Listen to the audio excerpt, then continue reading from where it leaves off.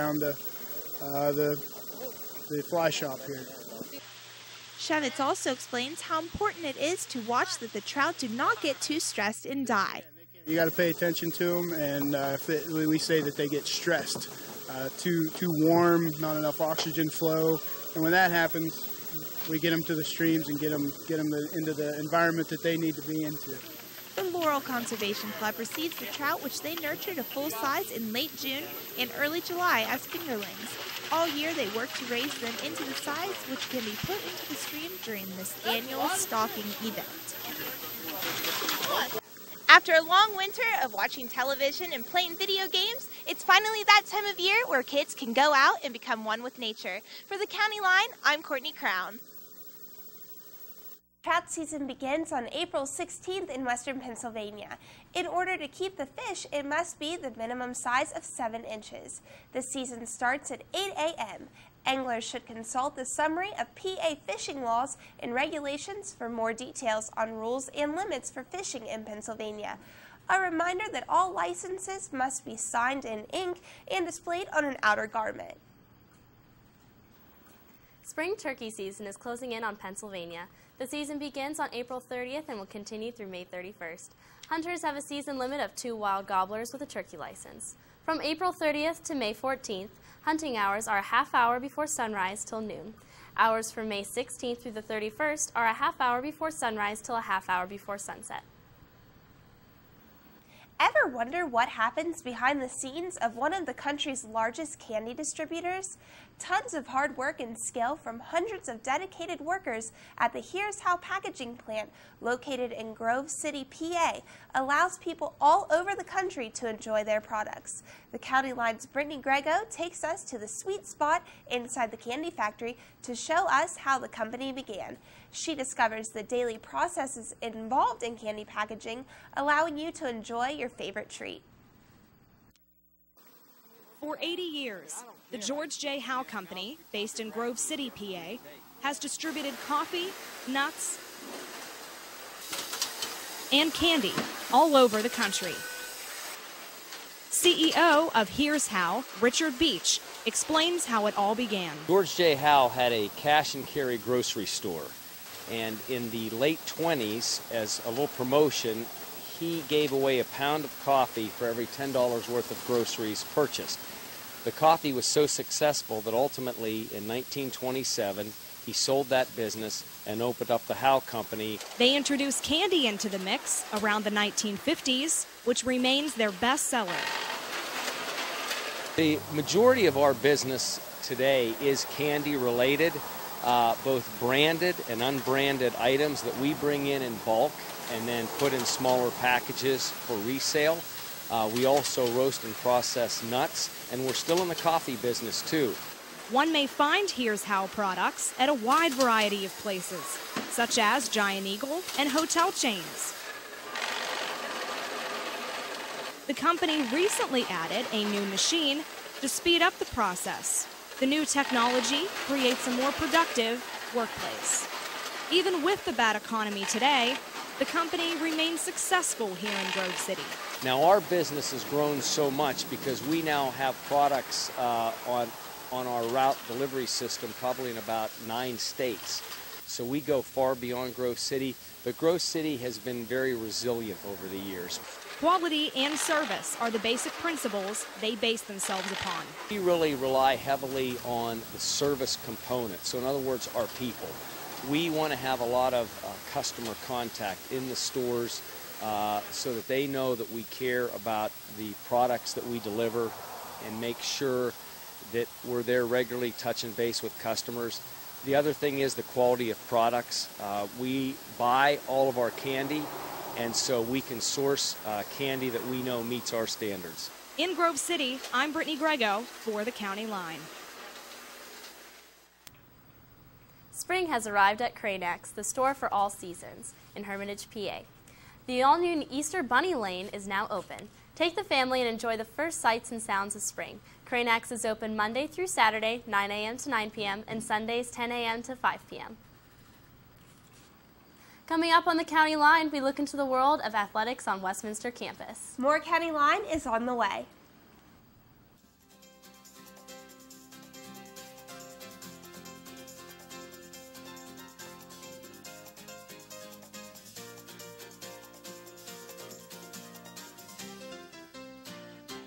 liberal arts work at Westminster College. Westminster graduates have a 96% placement rate. They have developed the skills needed to succeed in any field. That's what makes the liberal arts so powerful and flexible. Experience success the Westminster way. Hi, I'm Dan McDevitt, a father, a husband, Army retiree, and a student at Westminster College. It was nice finding a college so close to home with high academics, was going to put me in the job market right after graduation. If I was to tell another adult student why to come to Westminster, I'd tell them for the academics, the one-on-one personalization they'll get with their instructor, the small classroom experience. I know with this college degree, it's going to open a lot of doors for me. My kids are supportive of me going back to college. When I get good grades, they're all happy. They're like, way to go, Dad.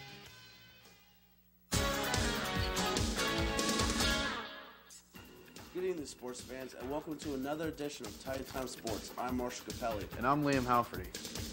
In this week's edition, we will be bringing you the latest news on Titan track and field and local professional sports. We will also take a look at a coaching legend not too far from campus. This Westminster track and field teams have done well recently, especially at the CMU Invite.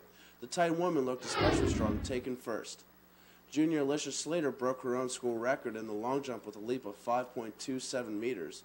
Along with Slater, junior Bridget McRae also snapped her own school record in the javelin with a toss of 38.21 meters. Also winning in their events for the Titans was Allison Rice in the shot put, Marissa Malcolm in the pole vault, Emily Dolsack in the discus, and Mallory Mack in the 100-yard dash. Junior Ryan Bell was the only men's winner with a 56.57-meter toss in the javelin. The Wilmington Greyhounds football program has had its fair share of success over the years. Many attribute the success to the legend Terry Varelli, their head coach, who led the Greyhounds to a state championship in 2008. Titantown Sports' Ethan Yeager has more on the head coach.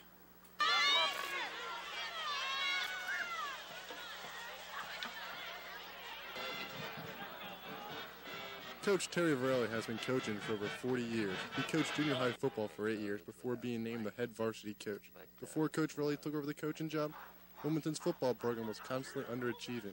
With the help of Coach Varelli, Wilmington has gone on to win numerous district titles and a state championship in 2008. Looking back on the 2008 state championship, Coach Varelli was at a loss for words. As a coach, when that game was over, I couldn't help. I couldn't get on my mind that thinking about the next game, you know. Hey, you won. Let's move on. We got another game. Even though I knew there was no other game, it was hard to get out of that mode. But yeah, that as time goes on, you realize what a unbelievable feat that was, and it certainly has to be the top moment in my career. Having 253 career victories, many people would assume Coach Varelli loves winning. However, for Coach Varelli, coaching is more for enjoyment than setting records. I'm not going to stay in coaching for victories. You know what I mean? Like, hey, I'm sick of this. I'm ready to get out. Oh, but I can't because I got 10 more victories to pass. You know, hey, I enjoy what I do. Coach Varelli's favorite aspect of coaching football is practicing. Many players may hate practicing, but for Coach Varelli, a week full of hard practices allows him to relax during game night. Practice is my forte. That's what I enjoy the most, because that's where you can actually, in a game, I can't go out there and say, look, I told you, practice you can, and you teach them and work with them, and that's the part I really enjoy. Coach Varelli, on a typical week, spends numerous hours preparing for the week's game. However, Coach Varelli describes how winning is not the most important aspect in life. I spend that time to win, but it's not that important to me that I'm going to change my values or cheat somebody or whatever to win. I don't care about winning, that much. Rivalry is defined as a competition for the same objective or for superiority in the same field. When I asked about Wilmington's rivalry with Sharon, he described what he does to get his team fired up. That's all you have to tell them is we're playing Sharon this week, and you don't really have to say anything else. We tell them that this isn't a game this week, it's a war. I'm Ethan Yeager reporting for the County Line. That Coach Varelli, I'd really like to play for a coach like him. Yeah, a coaching legend like him always motivates you to play the best that you can play. Well, we're going to break. We're going to leave you with this week's Titan Extra Point. Which Titan pitcher holds the record for most career saves? The answer and more Titantown Sports when we return.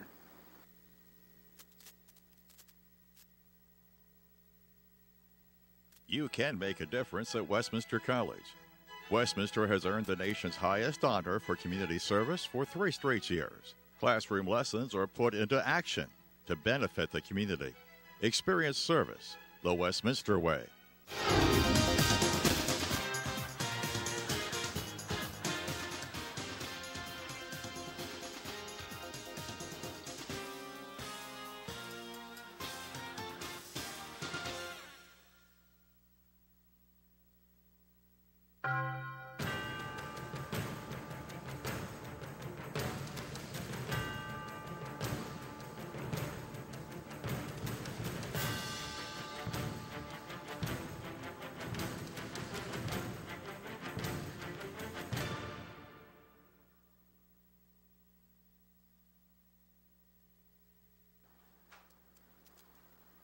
The answer to this week's Titan Extra Point question is a tie between Titantown Sports' very own Ethan Yeager and Jeff Palmer. Ethan recently tied the record of 8 career saves, which was set by Palmer from 1992 to 95. Yeager is also only a junior, and he has another season left to take sole possession of the record.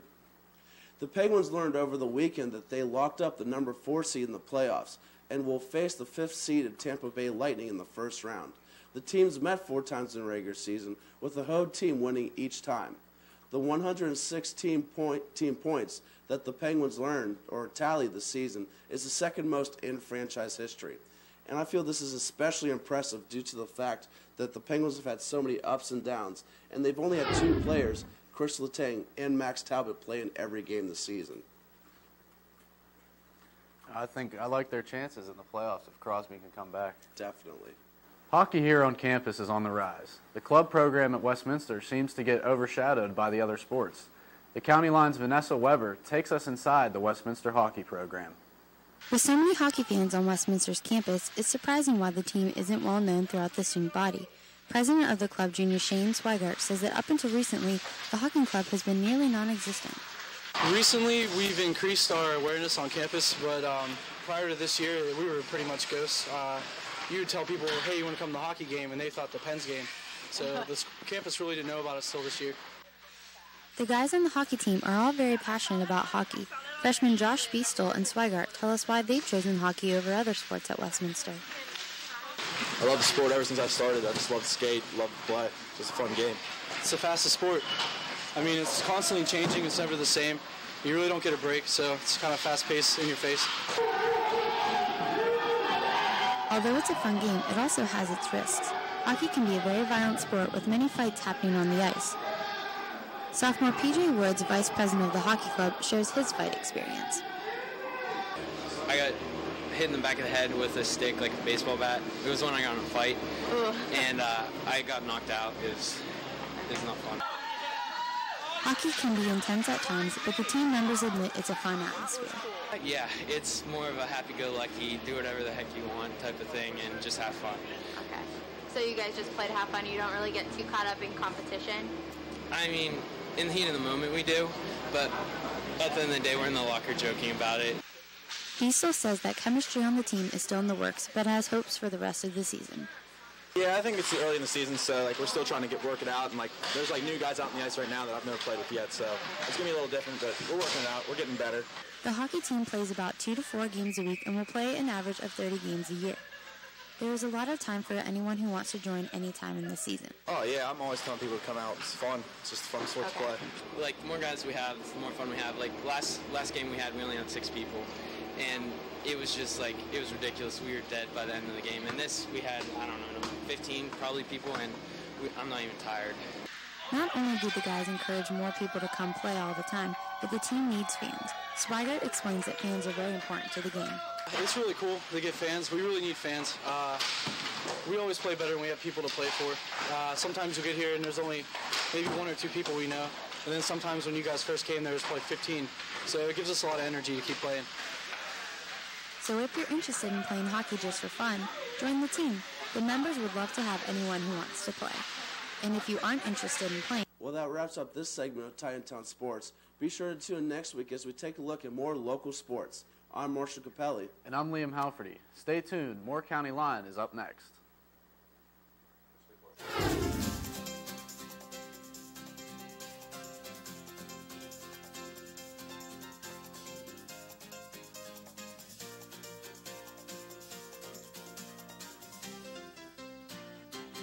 liberal arts work at Westminster College. Westminster graduates have a 96% placement rate. They have developed the skills needed to succeed in any field. That's what makes the liberal arts so powerful and flexible. Experience success the Westminster way. Hi, I'm Dan McDevitt, a father, a husband, Army retiree, and a student at Westminster College. It was nice finding a college so close to home with high academics, was going to put me in the job market right after graduation. If I was to tell another adult student why to come to Westminster, I'd tell them for the academics, the one-on-one personalization they'll get with their instructor, the small classroom experience. I know with this college degree, it's going to open a lot of doors for me. My kids are supportive of me going back to college. When I get good grades, they're all happy. They're like, way to go, Dad. With over 20 years of winemaking experience, Gary Schilling explains his passion began in his basement and blossoms in every bottle he makes. Schilling prides himself on the family atmosphere you feel as soon as you enter the door. While the store is a beautiful restoration of a barn, there is plenty of action that goes on behind the scenes. The County Line's on-the-road enthusiast, David Nicholson, takes us on an exclusive tour of Wilhelm Winery. Hi, I'm David Nicholson at Wilhelm Winery in Mercer County, 4 on the road. Constructed 100 years ago, this old barn is now home to Wilhelm Winery. Owner, Gary Schilling, tells us how he makes his wine. We bring the wine in or the juice in, and we'll start a fermentation process. And what's going to happen is it's going to end up in these tanks, and we're going to inoculate it with yeast nutrients, the strains of yeast that we want to use onto it, and then we start the fermentation process. The fermentation actually only takes anywhere from like a week to 2 weeks. Oh yeah, it's working. How can you actually tell when it is fermenting? Well, see the little bubbles. Yep, that's the yeast doing its job. It's eating the sugars and making alcohol. Now, once it starts fermenting like that, we'll come down and we'll stir it at least once a day. Make sure it's getting an even fermentation. Everything. We'll keep monitoring how much of the sugars it's consuming. And then when it's done, basically it'll be out of sugars. And then your alcohol's in it. And you have, at that point, raw wine. And then once it ends up into a juice form, it will go into these tanks. And if you can smell the aroma in this room, that's because this particular tank right here is fermenting. These chambers store wine for up to 2 years before it is bottled. I gave some of the wine a taste to see what the buzz is all about.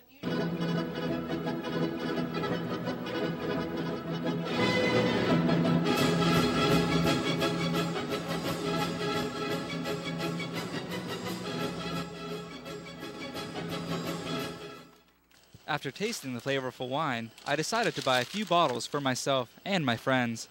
I would like to thank the kind people at Wilhelm Winery for their hospitality. Reporting from Wilhelm Winery, I'm David Nicholson, 4 on the road. Have you ever wanted to be fine, fresh, and fierce? Now is your chance to do so with Blue Hair Extensions. The Right Place Salon and Kappa Delta Sorority team up to promote the Child Abuse Awareness Month. All proceeds will go to Prevent Child Abuse America. Throughout April, the salon will offer these hair extensions for $5. That's tonight's edition of the County Line. We'll be back next week for another episode. Good night. Good night.